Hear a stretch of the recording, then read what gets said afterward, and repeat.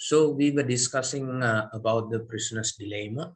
So now we did understand the optimal or the rational decision they took was both of them confessing, but the best option for them was to deny. So if they didn't deny, they could have uh, gone to jail for about 1 year, but instead of it, both decided to confess because they were not sure about the reaction of their friend, because if they denied and if the friend confessed, then they had a chance of going for jail for 20 years. So they were not quite sure of this reaction.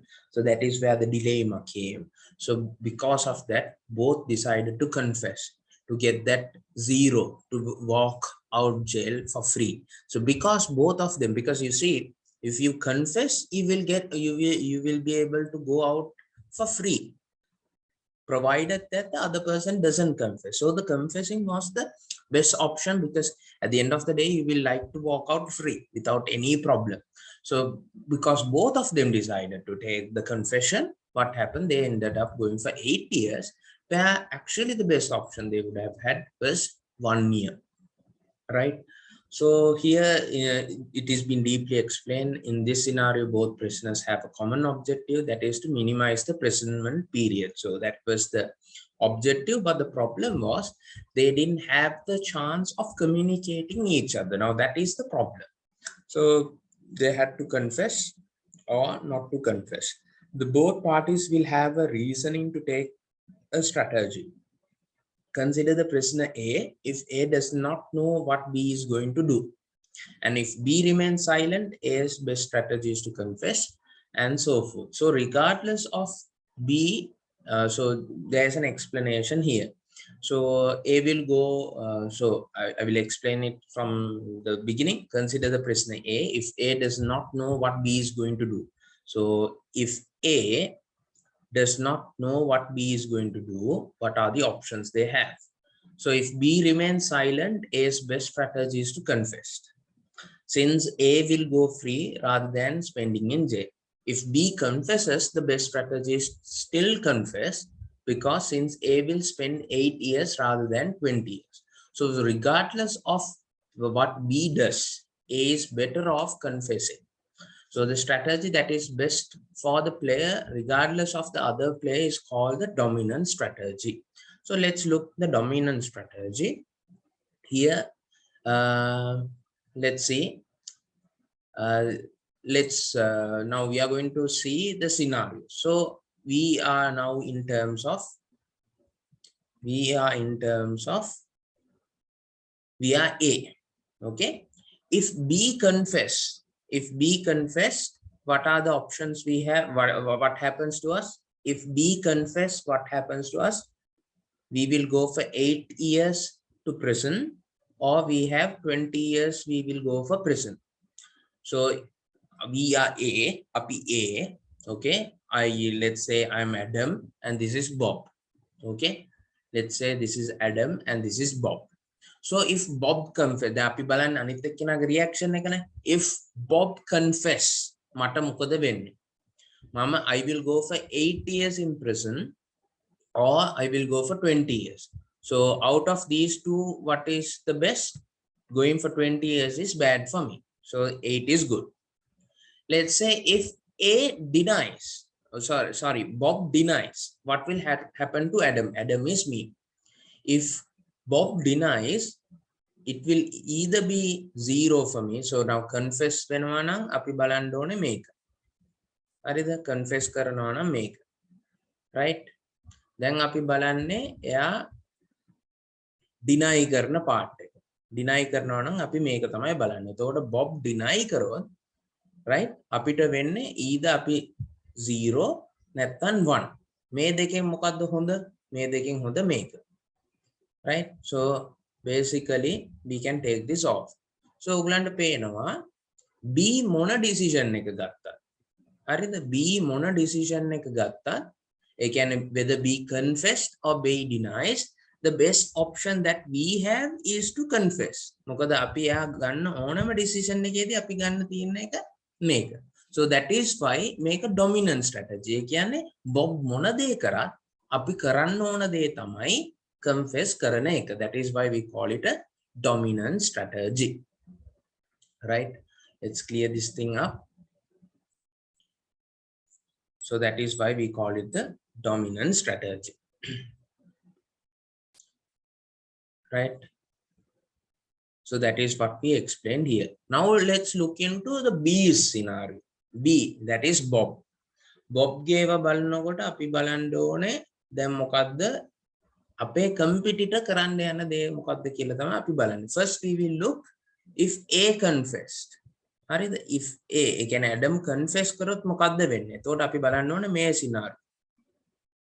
Right? Deny කරොත් අපි බලන්න ඕනේ scenario එක තමයි මේ තියෙන්නේ. ඒ කියන්නේ Adam ගන්න decision එකකින් අපිට වෙන බලපෑම මොකක්ද කියලා අපි බලන්න. So first we will look what happens if A confess. Adam confess කරොත් අපිට මොකක්ද වෙන්නේ? අපි එක්ක අවුරුදු 8ක් හිරේටයයි confess කරොත්. හරි නැත්නම් අපි අවුරුදු 20ක් හිරේටයයි. ඒතර මේ 20 is not good for us. Right?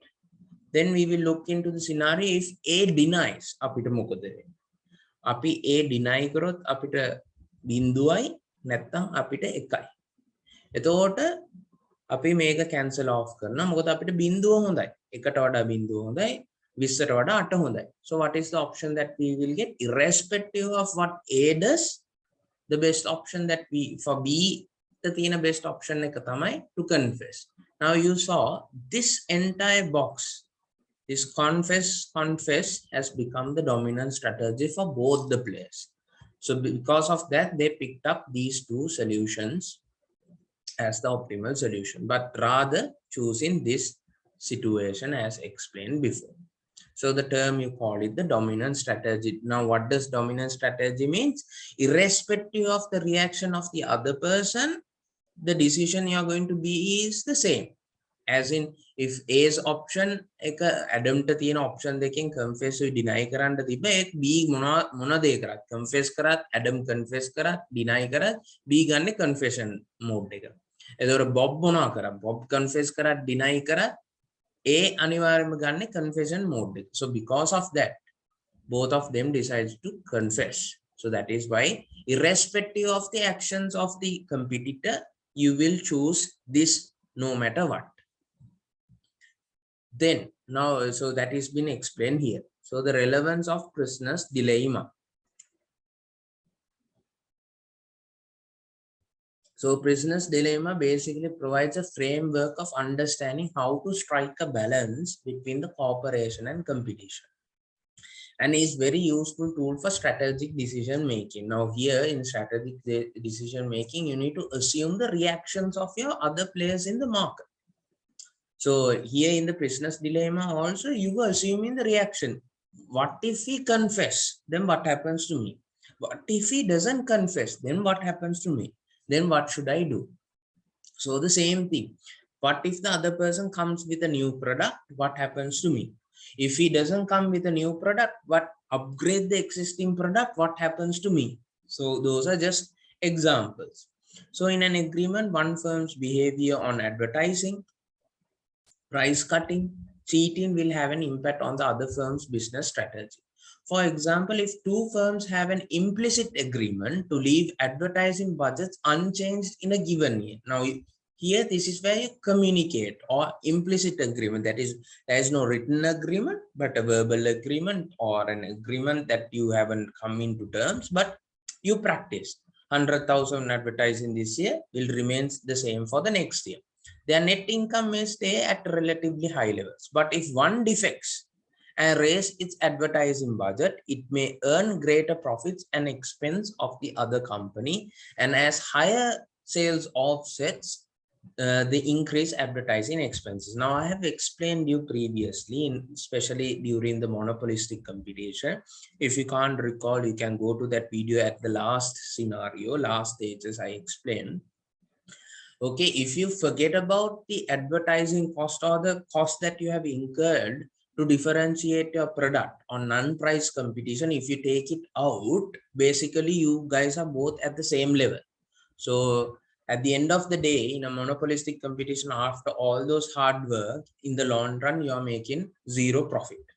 So the same scenario, that is why you come into agreement, say, look, let's not waste our money on advertising. Okay, let's stop advertising, or we will have a mark at this level. This is going to be a cost on income, because we don't want to waste. We can surely enjoy profit rather than having expenses, huge expenses on advertising. So if that is been changed, this scenario can happen. However, if both companies boost their advertising budgets, the increased advertising efforts may offset each other and prove ineffective, resulting in lower profits due to higher advertising expenses than would have been the case if the ad budgets were left unchanged. So let's assume, sorry. So let's assume a real world example to see the business impact. Coca-Cola versus PepsiCo. Pepsi-Cola or Pepsi company. Assume that Coca-Cola is trying to cut the price. Then Pepsi will have no choice but to follow Coca-Cola to maintain the market share, right? Right. So this will result to reduce both companies' profit. So if Coca-Cola drops its price, but Pepsi continues its price high, Coca-Cola may win the market share and earn incremental profits by increasing more colas. So you see, you need to see what will the other player do. What if the other player increases the price? What should I do? What if the other player doesn't increase the price? Then what should I do? So that is where the game theory comes in, and these things comes into the scenarios of even in today in warfares, okay, war strategies, in hostage situations. Let's say a hostage situation where uh, we go to the, all of a sudden the president is taken hostage, and then there is a taken hostage by a terrorist group. Okay, not Sri Lankans, not the civilians, from a different country, from an international terrorist group has taken hostage of our president, right? And then there's a negotiator, right? He speaks, the terrorist speaks to the negotiator and asks this. If you don't do this, we will kill the president. And then the negotiator is using game theory, or will need the support of the game theory to decide what are the best available options. If we do this, what happens? If we do this, what happens? What will be the outcome? What will they will plot this entire thing and give better solutions. So this happens even up to date. They make use of this game theory, not in the scale of where you draw tables and stuff, but that is where the fundamentals begins. But now it might have gone to an advanced software versions where you collect real-time data to analyze those. So application of game theory to oligopolistic strategy. The players of the oligopoly have to know the movement that will take by the counter player, and then should formulate the own strategy. In order to apply the game theory, it is important to gather following information. So counter moves by rival company, that is you call the strategy. Then the payoffs of the strategy under the circumstance where the rival company does not react, and there will be scenarios where the rival company does make a counter move. Then what happens? Okay, after obtaining the above information, the company can decide the best possible strategy to achieve its objectives. The best possible strategy is the dominant strategy, the best possible. As mentioned, the dominant strategy gives the maximum payoff, no matter what the other parties does. Therefore, the objective of applying the game theory is to arrive at the dominant strategy. Suppose that there are two technological companies in the market. Each company behavior will affect the other company. The payoffs are given as follows for advertising. So now they have given us the payoffs matrix. So now the payoffs matrix can be like this, or sometimes it can be like this. Okay, it can be something like this. හරිද? අපි මෙන්න මෙතනින් මම ඉරක් ගැහුවොත් මෙන්න මේ වගේ තියෙන්න පුළුවන්. Okay, so what does this mean? මේ යට තියෙන components මම දැන් මේ mark කරන components will be basically for MBC. MBC ඒ කියන්නේ ඒ තමයි raw values. එතකොට මම මේ මාක් කරලා නැති ඉලක්කම් ටික තමයි column values. ඒ ටික අදාළ වෙන්නේ ABC වලට. හරි ඒක ඕගොල්ලන්ට මේ තව questions කරනකොට තේරෙයි. අපිට තියෙනවනේ තව. එතකොට මේ this is another example. So firm litro එකේ තියෙන ටික තමයි 30 50 here 40 25. Laugh වල values තමයි 55 75 60 50. Right? So we will go back. Right, dominant strategy mema Samsung game. So metana tiyena Samsung, if they increase the advertising, what will happen? If Samsung do not increase the advertising, what will happen? Right? So let's look the scenarios. So we let's assume we are Samsung and we will look if Sony increases advertising. Okay, if Sony increases advertising, there may be component take a Samsung. B is for Samsung, right? If Sony increases advertising, B walata the high advertising metana binduwa. So you can metana maitane sales according to the, if Sony increases, Samsung too increase, it's about sales, right? So if Sony increases advertising, our sales will increase by 10 or by 0. So what is the best option we have? We have is this, right? Then if Sony does not increase advertising, this is Sony ne, Sony ge does not take, so api balanna one me row එක දැන්. එතකොට අපි බැලුවොත් මේ scenario එකේදී අපිට මොනවද තියෙන්නේ? Sony can make sales of 15 or can make sales of 5. So මේ දෙකම අපිට හොඳ නැති options. So මේ 10ද බිඳුවද වටින්නේ 10. මෙතන 15ද 5ද වටින්නේ 15.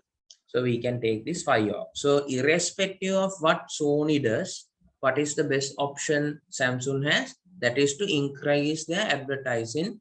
To increase their advertising. That is the best option, right? Okay, irrespective of what Sony does, the best option Samsung is to increase their advertising. Now let's look at the Sony scenario. So Sony scenario api balanne basically Samsung get terms. So we will be looking the columns. Api then columns balanne මොකද අපි Sony company එකේ වැඩසටහන බලන්නේ. So we need to look into columns. So if Samsung increase their advertising, Sony their sales will increase by 20 or their sales will increase by 10. Out of the both the options, 20 is better. If Samsung do not increase their advertising, okay, if Samsung do not increase their advertising, then Sony ke තියෙන option එක මොකද්ද? Either 30 or 15. Out of the two options, 15 is not good compared to 30. So whatever Samsung does, the best thing what Sony can do is to increase advertising. So what does that mean? No matter what for Sony, Samsung advertising increase karat decrease karat apita වැඩක් නැහැ. අපි increase තමයි කරන්නේ. Samsung, for them also, no matter what Sony does, their option is also increase. Right? So by doing it, they can enjoy this number of increase of their sales. Right? So according to the above matrix, if Sony increase its advertising, Samsung too increases, sales go up by 10 million and 20 million and 10 million. So what is the best strategy for Sony? So irrespective of the moves of Samsung, Sony will select the strategy of increasing advertising expenditure. No matter what, Sony's sales will increase at least by 20 million. Right? ඒ කියන්නේ දැන් අපි ආවේ අන්තිම conclusion එක මේකනේ. ඒ කියන්නේ Samsung increase කරත් decrease කරත් අපිට ප්‍රශ්නයක් නැහැ. අනිවාර්යයෙන්ම අපේ sales 20 million වලින් වැඩි වෙනවා. නැත්තම් 30 million නේ තියෙන්නේ. 20 million අඩුම 20 million වලින් වැඩි වෙනවා. අපි මේ ඒකයි මේ decision එක ගන්න. Therefore Sony's dominant strategy will be increasing what? the advertising, and we have also worked for Samsung. Their one will also be to increase advertising. So we will quickly go and work on student activity number 1. So student activity number 1. So we have, this is the activity, so you can read it.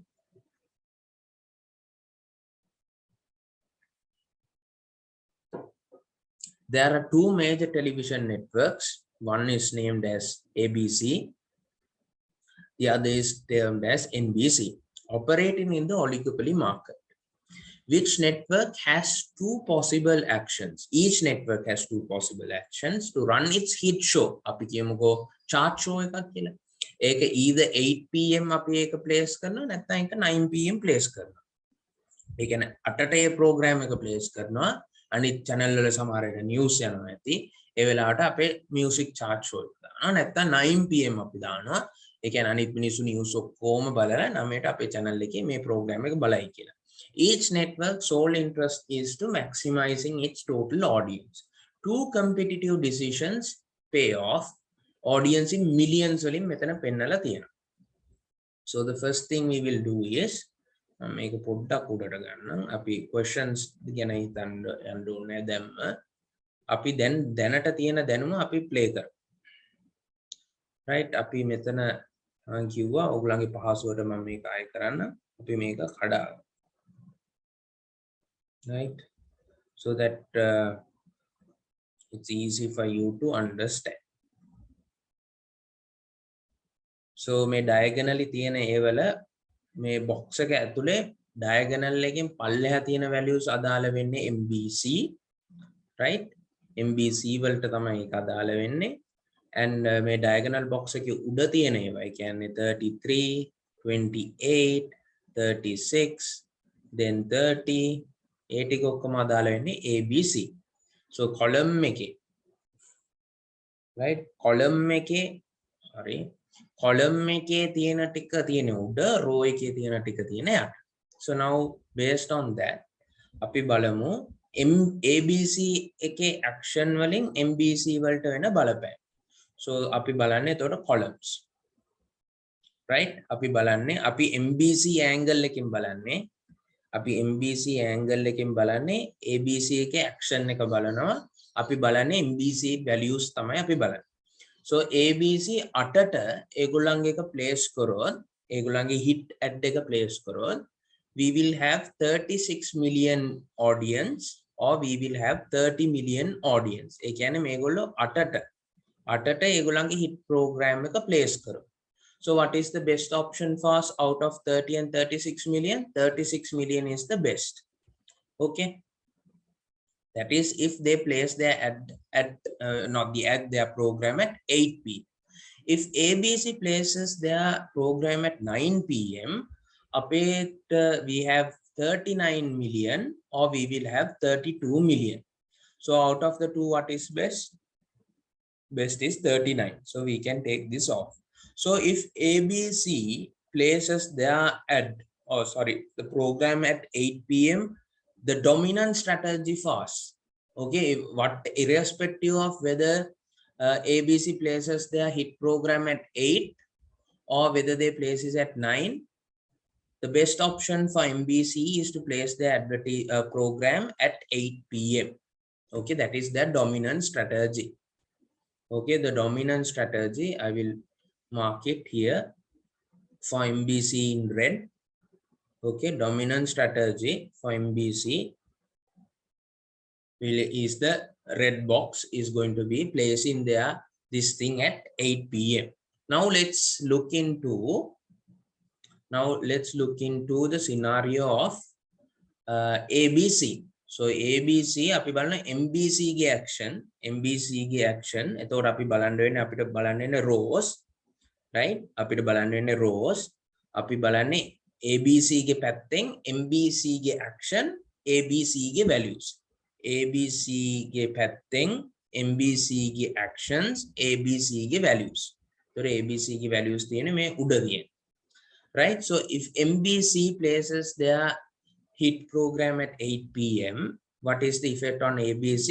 They will have 33 million audience or they will have 28 million audience. Out of the two, what is the best? 33 million, right? Then if MBC places their hit program at 9 p.m., what will be the benefit? We will have 36 million of audience, or we will have 30 million of audience. Out of that, what is the best? 36 million. So we can come into a conclusion.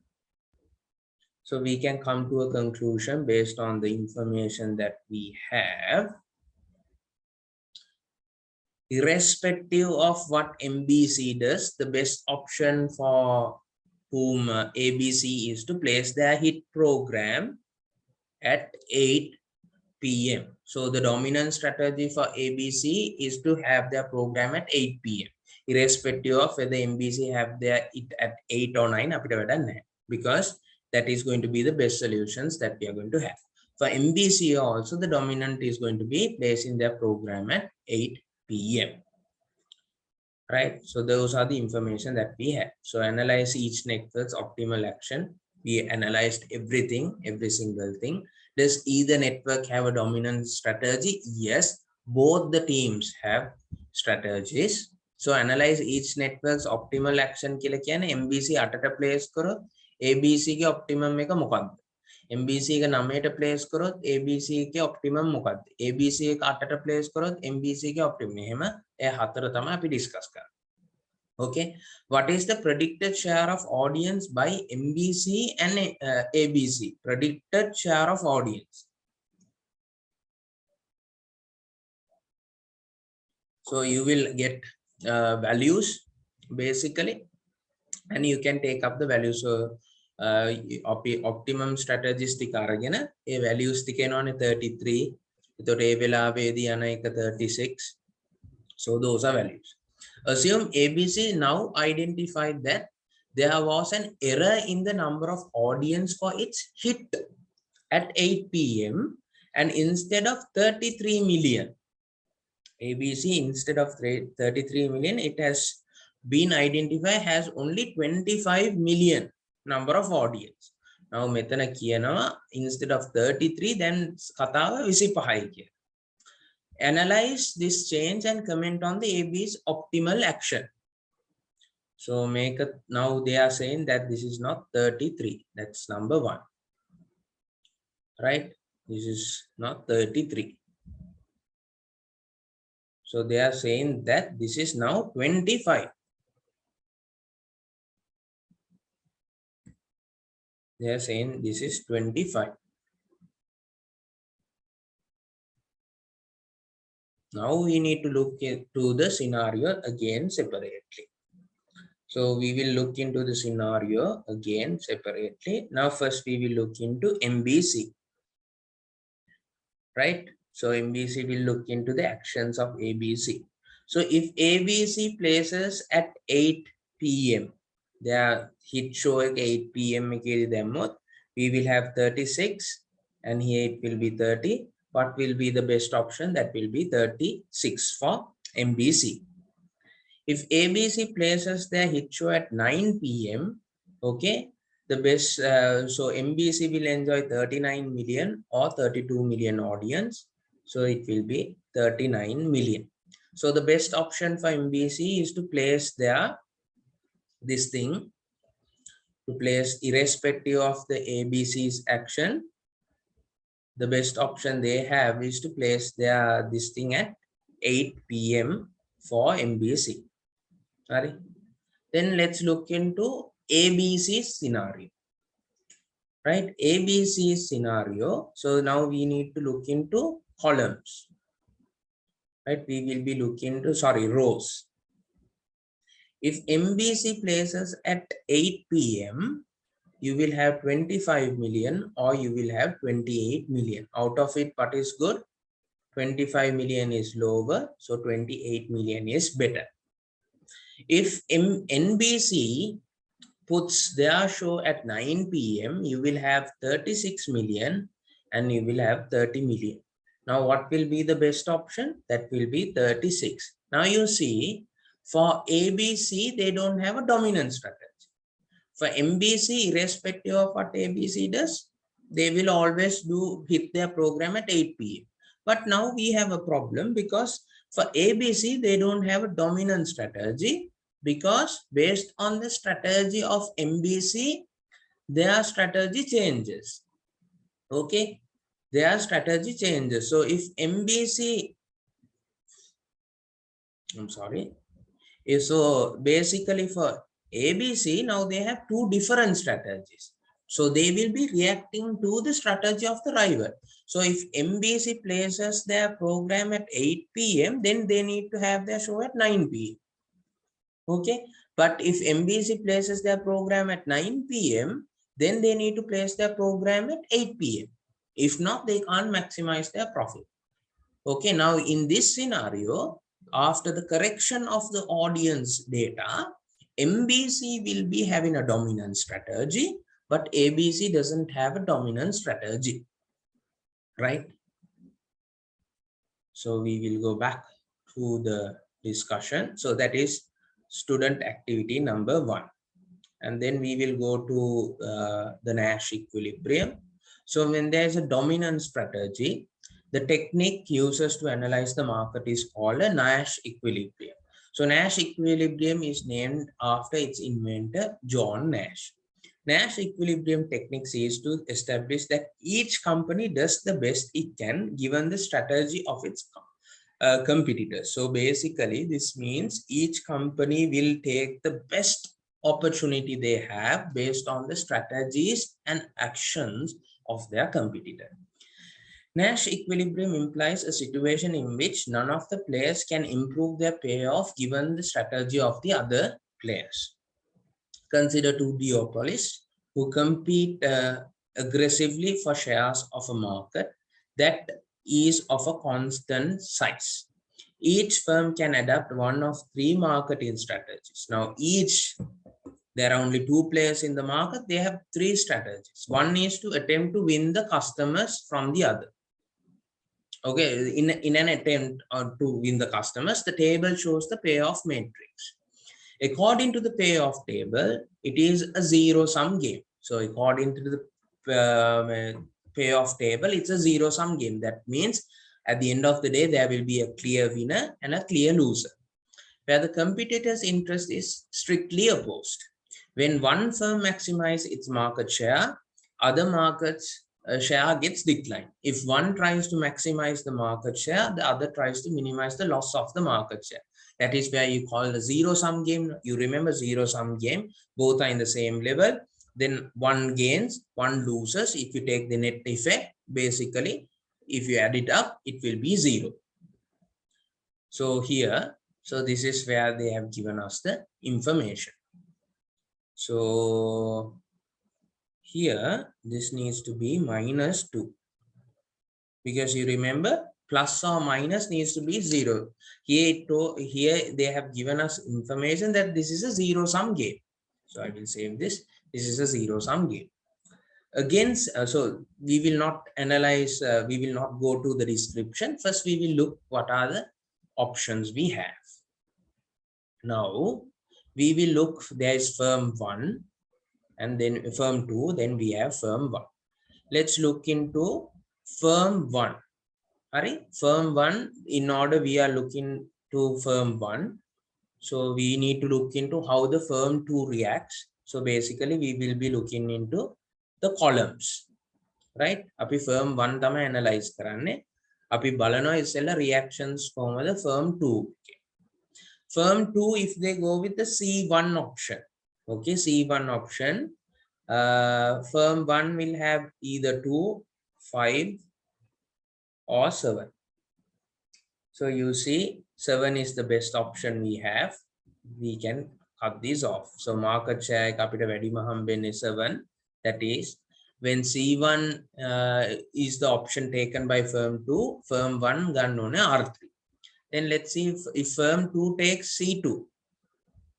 If firm takes C2, we have -1 for firm 1, 2 and -3. So out of the 3 options, minus values, we can easily take them off. So the best option that we have is 2. So here it is 7.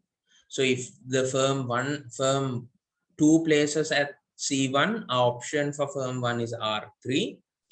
Firm 2 එක C2 කියන option එකට ගියොත් අපි firm 1 එකේ යන්න ඕන R2 කියන option එකට. Now let's see what if firm 2 C3 කියන option එකට ගියොත් we have 4, we have 3, we have -5. So -5 is not a good result for us. 3 is okay, but compared to 4, 3 is also not good.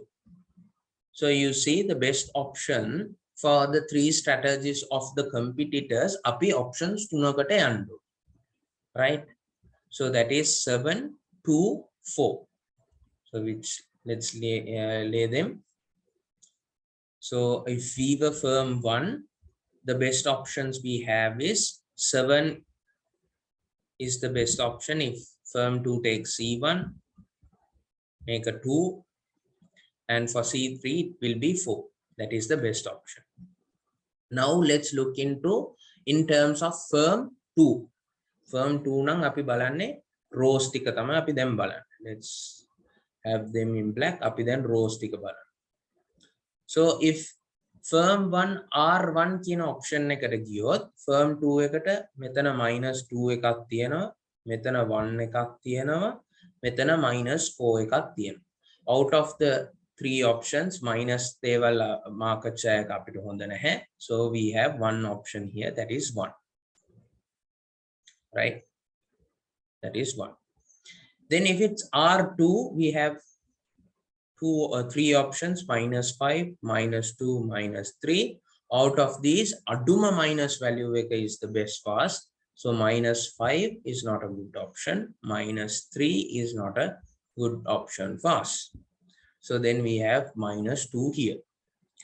Then we have R3. When we go to the R3 one, okay, you have -7, then you have 3, and then you have 5. Out of these 3 options, -7 is not good. 3 is worse compared to 5. So the best 3 options that we have for firm 2 are the firm 2. Firm 1 එකට dominant strategy එකක් නැහැ. Strategies 3කට යන්න වෙනවා. Firm 2 එකට dominant strategy එකක් නැහැ. ඒගොල්ලන්ටත් strategies 3කට යන්න වෙනවා. So firm 2 අපි let's show in black color. So that will be here it was 1, here it was 2, and here it was 5. But there is a speciality here. You see these 2 values have landed on this box. So this also can happen in dominant strategies. But here, let's see here, this has landed both. If C2, if firm 2 takes C2 and if firm 1 takes R2, you see they will land in this scenario. This is where you call the Nash equilibrium, where the market will be in the equilibrium. This is one of the best options. Now in a dominant strategy also, there can be a Nash equilibrium, but being a Nash equilibrium doesn't mean it is a dominant strategy. Right? I will put it here. Dominant strategy can be a Nash equilibrium.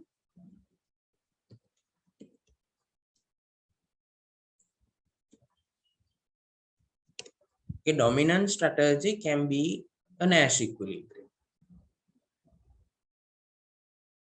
What does that mean? Both landing in the same box. Okay, but a Nash equilibrium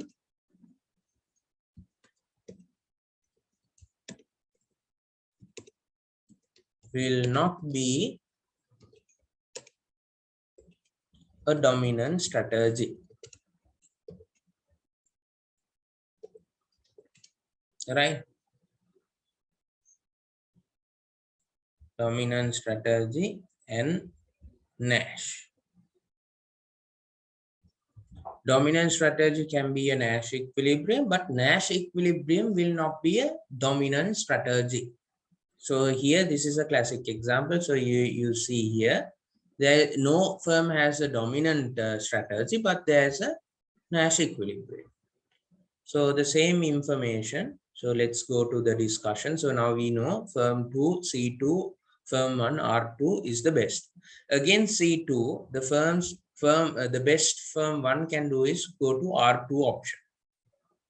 Switching R1 and R3 means suffering minus market share. Similarly, the best firm 2 can do against R2 and is to use C2, right? If it switches to C1, C1 they will have all minus values. If they go to C3, they will have all minus values, but here 5, but that is not the equilibrium landing point. Right, it grants firm 1 a greater increase. So you remember this was a zero-sum game scenario. So there will be a clear winner and a loser. So you see firm 1 is winning, firm 2 is losing at this point. Thus, strategies R2 and C2, okay, are profit maximizing against each other and constitute a Nash equilibrium.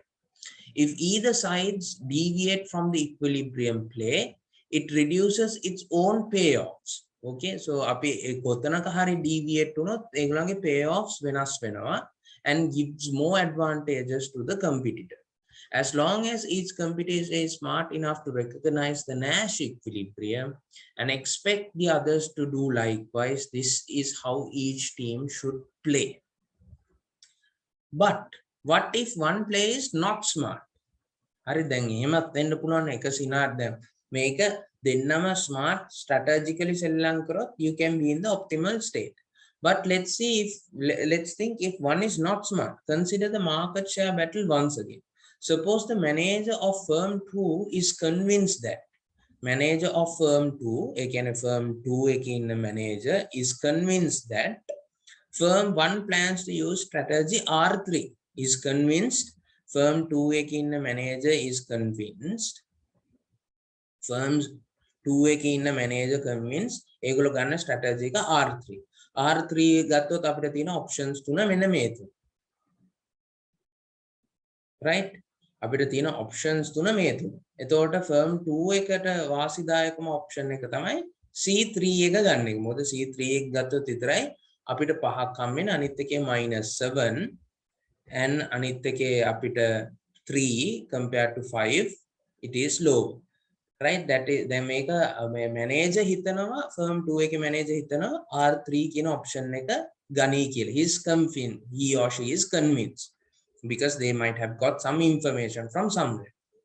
Perhaps it is lured to R3 by mistaken hope of a 7 plus payoff. Sorry, 7 payoff, okay. And but let's say that there is a ample evidence that this is how firm 1 will play. It already has begun launching R3 advertising campaign. So R3 campaign එක launch කරොත් ඒගොල්ලන්ට so මේ firm 1 එකට තියෙන advantage එක තමයි ඒගොල්ලන්ට 7ක් enjoy කරන්න පුළුවන්. අපිට ගන්න පුළුවන් maximum එක 5. අපි firm 2 එක පැත්තෙන් හිතන්නේ. එතකොට මේගොල්ලෝ මේ 7 හින්දා මේක block කරන්න මොකද්ද කරන්නේ? So then surely firm 2 should choose C3. මොකද දැන් අපි තිබ්බ options වල මතකයිනේ firm 2 එක හිටියා R3 එක ගත්තොත් firm 1 එකට ලොකුම benefit එක තියෙන මෙන්න මේ point එකේ අපිට එතකොට වාසිදායකම move එක කරන්න නම් අපි යන්න ඕනේ මෙතනට. ඒතර අපිට 5ක් enjoy කරන්න පුළුවන්. එතකොට ඒගොල්ලෝ අපි force කරනවා ඍණ 5කට එන්න. මොකද අපි මේ 7ට ගියොත් අපි case මොකද ඒගොල්ලන්ට මේ 7 enjoy කරන්න පුළුවන්.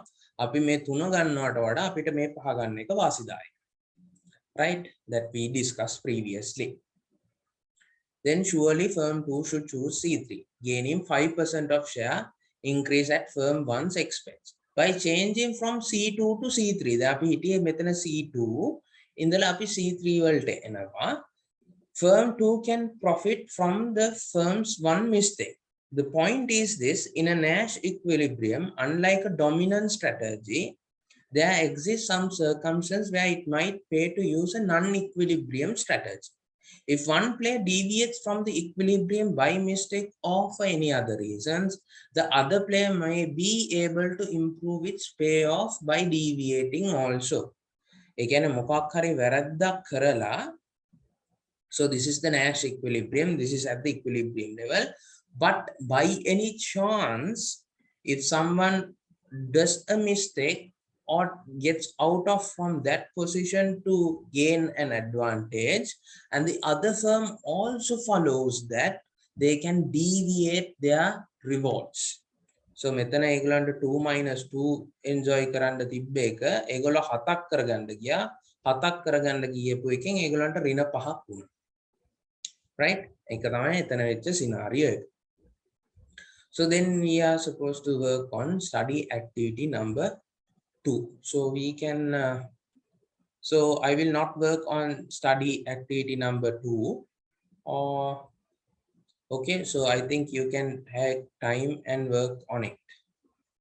I believe you can take time on it, or we will quickly work on it. So no harm. I think we might not be able to make a session for this. For tutorials, we will be taking presentations, so I will work on this. So let's assume we are firm 2, then we are going to look into firm 1's action. So if R1 is being introduced, the best we have is 2, 0 and -1. So out of the 3 scenarios, the best option of us is having 2. Let's assume that is the market share.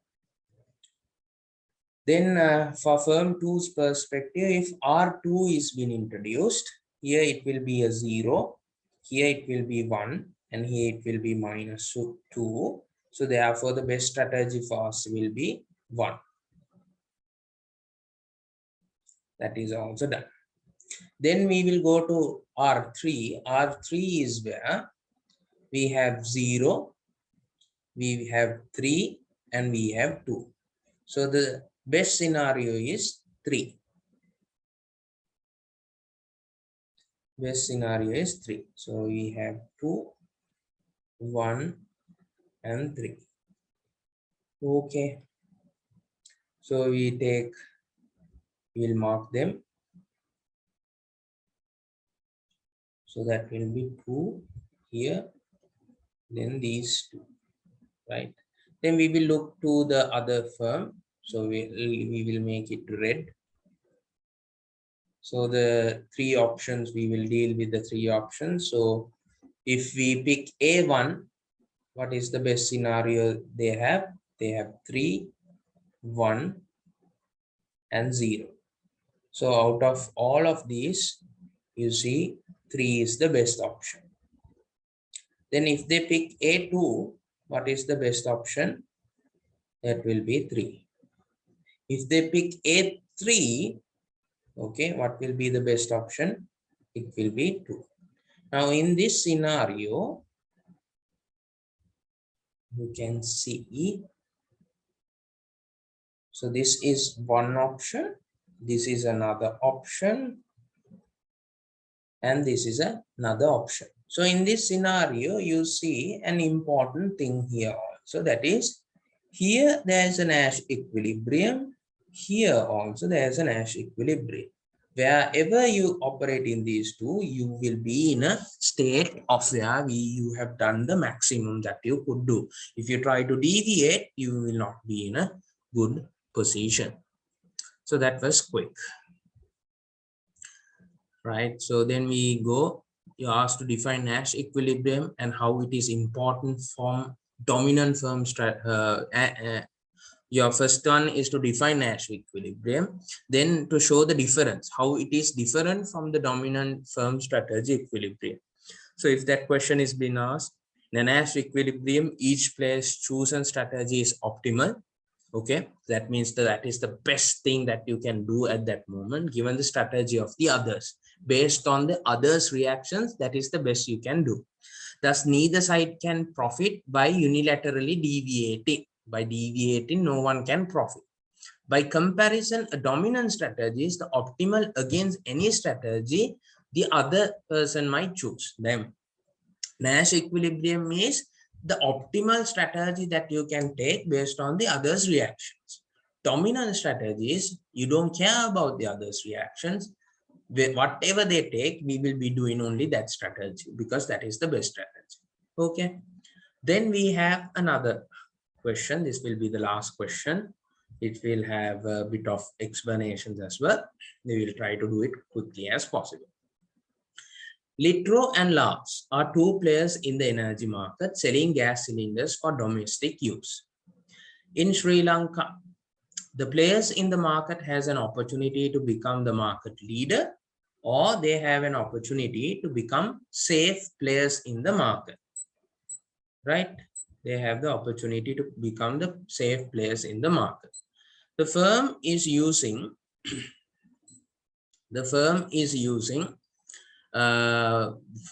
firms' resulting profits will be illustrated in the payoff matrix. The firms make their decisions independently and each is seeking its own maximum profit. Is it possible to make a confident prediction concerning their actions and the outcome? So they are working independently and they are trying to make they are trying to maximize their profit. Is it possible to make a confident prediction concerning their actions and the outcome? So there we are checking, number one, whether there is going to be a dominant strategy. If there's a dominant strategy, which means they will not care about what other person's actions, or is it going to, there is no dominant strategy, then they need to play based on the strategies made by the other people in the market, right? So we will stop here and we will start working. So firstly, we will look the firm Labs. So when you're looking firm Labs, we will need to look into the rows, right? We are looking the rows. So if in terms of Labs, if firm Litro, if Litro tries to become the market leader, what is the options we have? Either 30, 55 or 60. What is the best we have? We can make 60. 60 is the best option we got, right? Then if Litro tries to play safe, what happens? We have 75 and we have 50. Now what is the best option? For Laugh is 75. So basically Laugh doesn't have a dominant strategy, which means they need to look into the actions of their competitors. Okay, because you see 60 is here where they need to play safe when Litro is the leader. If Litro is going to be safe, then they need to play the leader role. So simply that is the scenario. So let's put this into perspective. For firm Laugh, it will be 60 or it will be 75, right? Then we will try a different color. Now we are going to look into Litro, so which means we will be looking into the columns. So if Laugh decides to become the leader, they have 30 here, we have 40 here. So 30 is not good compared to 40. So they need to play safe. Then you look into the safe strategy of Laugh. If Laugh plays a safe player, you have 50 and you have 25. So here 25 is compared to 50 is bad. So we can conclude that even Litro doesn't have a dominant strategy. They need to look into the actions of Laugh, right? But more importantly, there was an important thing which we understood with the knowledge that we have gained. Here, there is a Nash equilibrium. Here, there is a Nash equilibrium. So there are two Nash equilibriums in this market, right? So there are two equilibriums being created. Thus, one cannot make a confident prediction as to which outcome will occur. Now, there are two equilibriums. So dominant strategy sometimes will end up becoming the equilibrium. Now, in this scenario, there are two equilibriums. Now, you can't decide which, you can't predict which scenario will come. Suppose firm Litro has led in a development and so can move first. Now, Litro is in a position to move first. What action should Litro take and what will Laugh's response? So here, Litro has the chance to move first. So Litro has the chance to move first. එතකොට Litro ට මෙන්න මේ 30 ද මේ 50 ද මේ 40 ද මේ 25.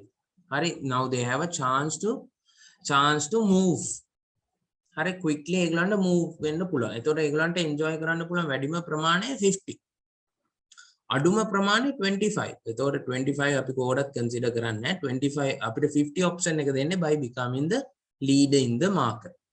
අපිට first move advantage එක තියෙන. අපි පළවෙනියට move වුණොත් market එකට අපිට වාසි. Okay, ඒක තමයි කියන්නේ මේ advancement එකත් එක්ක. So the pick will be if Litro moves first in the market, it should pick to become the market leader, knowing that Laugh will choose the safe play option. Because now you see now Litro is the first play in the market. එයාට තමයි chance එක ආවේ. So the best options එයාට මේ ඔක්කොම දෙන්නේ 50. ඒකින්ද එයා 50 ගත්තා. So අපි Laugh පැත්තෙන් බැලුවොත් now Laugh will look into now Litro has taken. ඒගොල්ලෝ row එක තමයි බලන්නේ. Litro leader ගත්තම ඒගොල්ලන්ට වාසිදායක මොකක්ද? Litro leader ගත්ත ගමන් ඒගොල්ලන්ට options දෙකක් එනවා, either 55 either 60. එතකොට ඒගොල්ලන්ට 60 එන option එක හොඳයි. So definitely Litro මේකට යනකොට they know that definitely Laugh ලට ඉතුරු වෙන්නේ safe option එක විතරයි. Knowing that Laugh will choose the safe player option. What will be the outcome if firm Laugh can move first? Now කියන Laugh ලට පළවෙනියට move වෙන්න පුළුවන්. එතකොට Laugh ලට පළවෙනියට move වෙනවා නම් මෙතන වැඩිම ගන්න පුළුවන් 75. හරි, ඒකින්ද that is the best option they have. So they will try to work on this. And column wise ගත්තොත් 30 තියෙනවා 40 තියෙනවා. So Litro වලට හොඳ 40. So they will not consider this 30. So you definitely know Litro will take the safe option. Right, so Litro will take the safe option. And what will be the outcome? This will be the outcome. So let's look into another very good application thing for you to open up your mind. A video, quick video.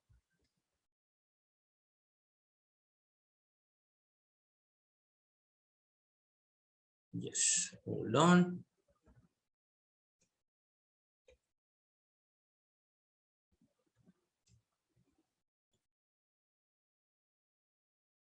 These doodly videos are better than any of the other videos I've ever made. And they took me like a quarter of the time to make them.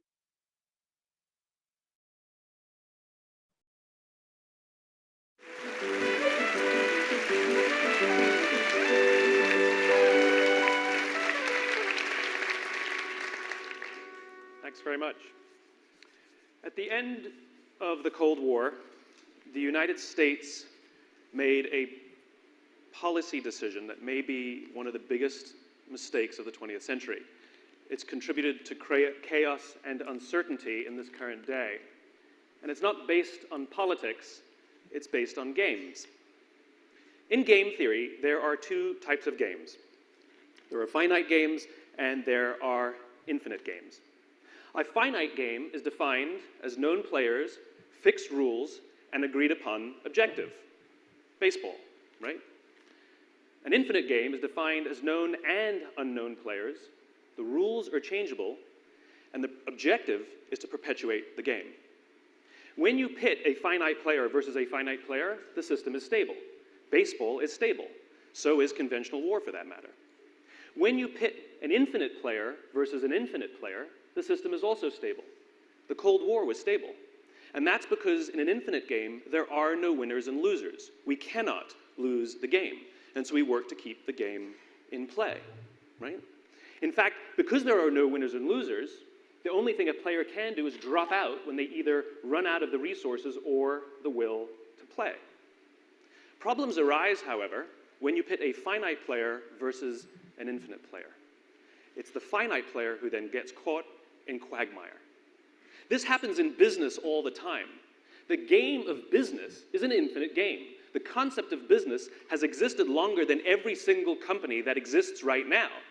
And it'll exist long after all the companies that exist right now go away. The funny thing about business is the number of companies that are playing finite. They're playing to win. They're playing to be the best. They're playing to beat the quarter or the year. And they're always frustrated by that company that has an amazing vision, a long-term vision that seems to drive them crazy. And over the long term, that player will always win, and the other player will run out of resources or the will, and they'll either go out of business or be bought or sold or merged or acquired or whatever it is. This is also what happened to the United States in Vietnam. The United States was fighting to win. The Viet Cong were fighting for their lives. They would fight forever if necessary. This is also what happened when the Soviet Union was in Afghanistan. The Soviets were fighting to beat the Mujahideen, and the Mujahideen were fighting to survive, fighting for their very, very lives. Now, when it comes to policy, you have to know what game you're playing so you can play the right rules. And this became completely clear to me when the Soviets actually drove their tanks into Afghanistan. And Brzezinski, the national security advisor for President Carter, was called into the president's office, and the president asked him, "What is the policy of the United States?" And Brzezinski said, "The policy of the United States is to eject the Soviet. It's a finite goal." And then almost as an offhanded comment, he says, "And if we can't do that, we'll make it as expensive as possible for them to stay."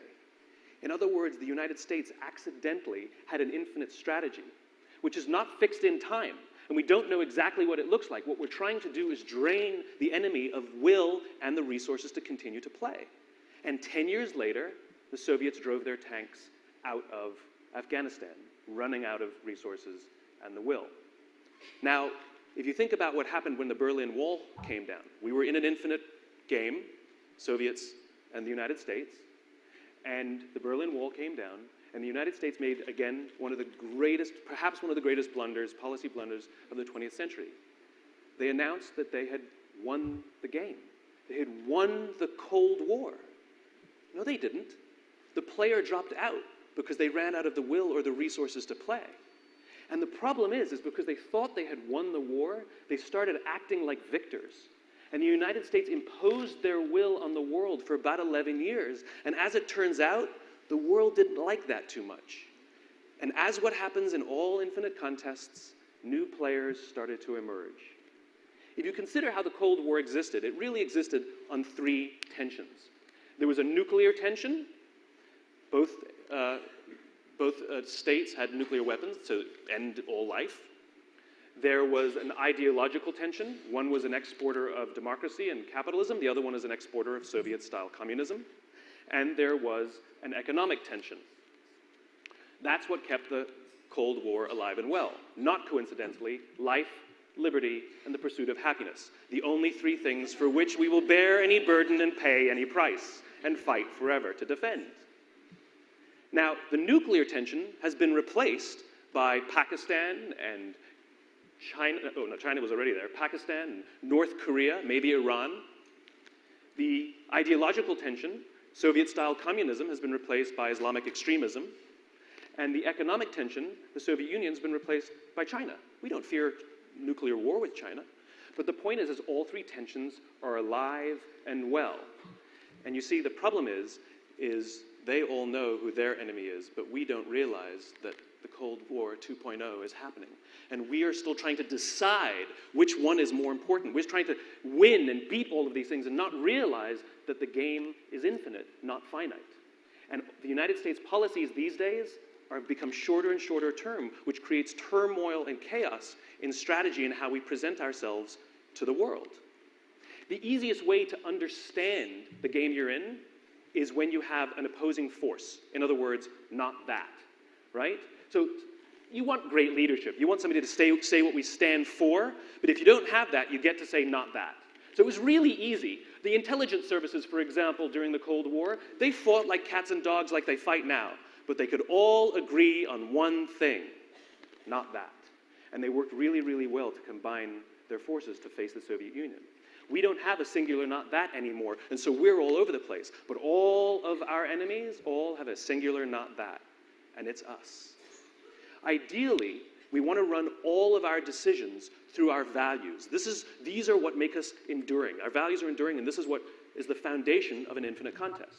So you consider up here is where our values lie, what I call the why, our values, right? These things are infinite. They're enduring, right? Down here, you have what I call the what. These are our interests, and they are finite. And ideally, what you want to do is you run all decisions through our values and then through our interests. Let me show you what that looks like. Sometimes they go in our favor and sometimes they don't. So for example, when we go onto a battlefield and we shoot a bad guy, we will take his injured body, we will bring him into our hospitals, and we will risk American lives to bring him into the hospitals, use American doctors, American beds, American medicines to nurse him back to health. That's not in our interests. But the reason we do it, because it's kind of who we are. It's kind of what we do. It's like, it's our thing, right? When we make a decision based solely on our interests, it looks like this, right? So should we torture people? Now, the reason we did it offshore is because everybody kind of knew that that wasn't our thing. Because if we had no problem with it, we'd just do it here. So we hid it away because we knew it was uncomfortable, because we know what our values are. So what's been happening in the world is we've been evaluating all of the things that have been going on by ignoring our values, because we don't realize we're in an infinite contest and we only look at our interests. So we think about, what should we do in Syria? And we make a very, very good decision based on Syria, our interest in Syria, and we make a decision.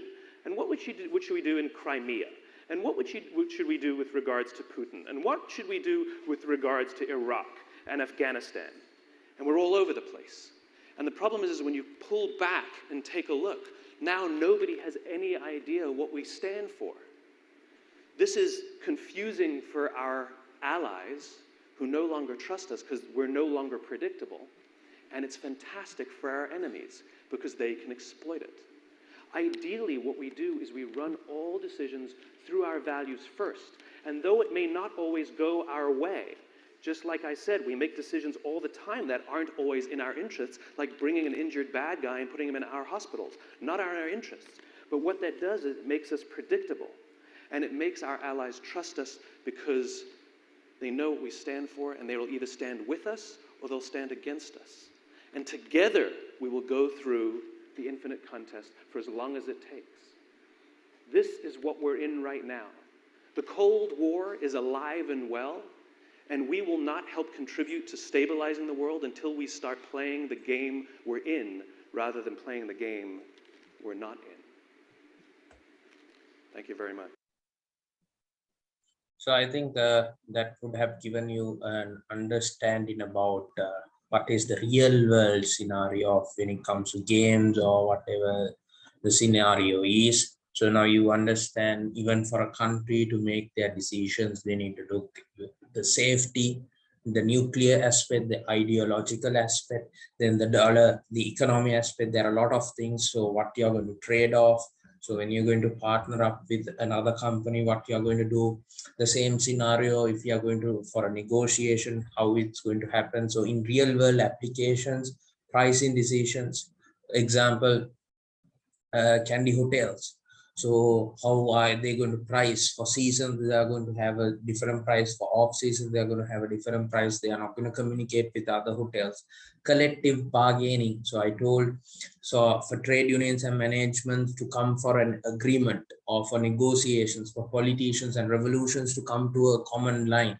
So the Aragale and the politicians to come to a common line, you need to use game theory. So you see, because of the game theories, you assume that the other party will react this way, you make a decision, and so for back and forth it goes, and it can be on the expense of the country's resources. Hostage situations, we will need game theory in order to say try to minimize damage or try to gain the maximum out of it. New product decisions, in negotiating salary, you will use it.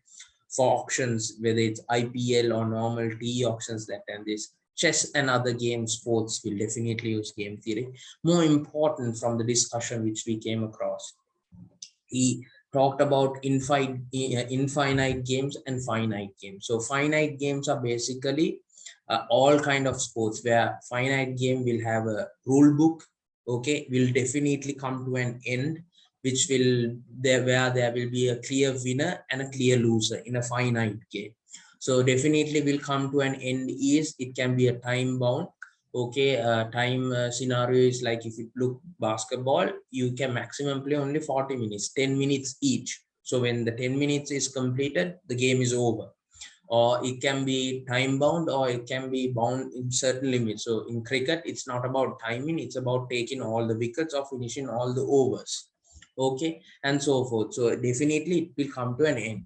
But infinite games are games which doesn't have a rule book, which will not come where there will not be a clear winner, basically, where in a finite game there will be a clear winner. This is, someone will win, someone will lose, but in an infinite game there's not going to be a clear winner. In a finite game, it will come to an end after achieving a certain thing. It might be time or certain objective, but in an infinite game you will live the game, or the game will be on play as long as you play the game.